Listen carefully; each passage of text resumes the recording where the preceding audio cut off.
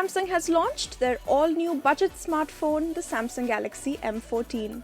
Though this space is always a tricky one as there are trade-offs involved to make phones affordable, Samsung has done their best to pack the phone with the essentials required to make a decent budget smartphone. But have they succeeded? Let's find out.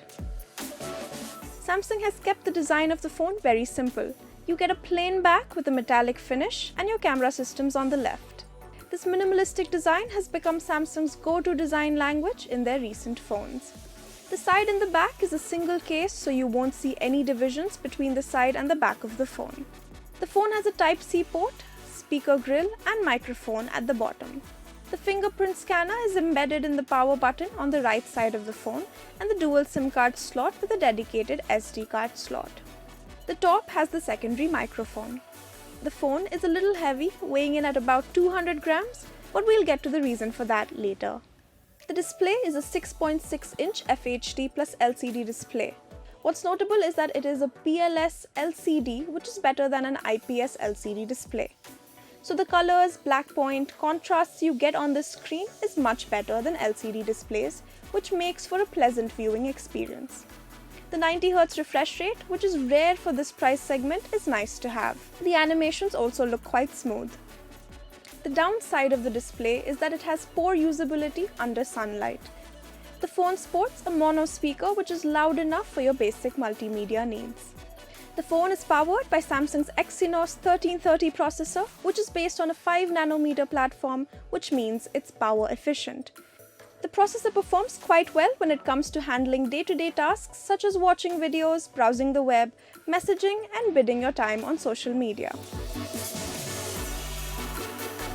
The processor does struggle with heavy games and faces issues with heating. So if a gaming device is what you're out shopping for, then you might want to avoid this phone. There are two RAM variants available, 4GB by 128GB and 6GB by 256GB. Storage is expandable to 1TB via the dedicated SD card slot. The connectivity options are pretty good too. You get dual SIM card slots and 13 bands of 5G support.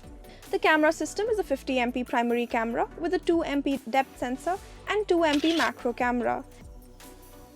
The primary camera does a great job at capturing true-to-life colors. There is very little noise and you get decent dynamic range and sharpness. For its price, the primary camera is one of the best out there. The front camera is a 13MP sensor which takes nice selfies when there's sufficient light. The skin tones look natural. The camera app is quite easy to navigate and you even get a pro mode. Remember we said the phone was bulky? Well, the culprit is a massive 6000 mAh battery. This battery coupled with the power-efficient processor on this phone should give you 2 days worth of battery life, even with moderate usage.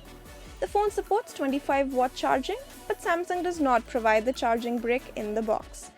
For a budget phone, we found this quite odd. The Galaxy M14 comes with Android-based One UI, which is quite clean and free of bloatware. Samsung offers 2 generations of OS updates and 4 years of security patches, which is great. Overall, Samsung has provided the phone with the essentials of a good budget phone. You get a large battery, a nice display, a good primary camera, expandable storage, and a whole lot more. Apart from the gaming performance of the phone and the 2MP macro camera, that is more or less redundant.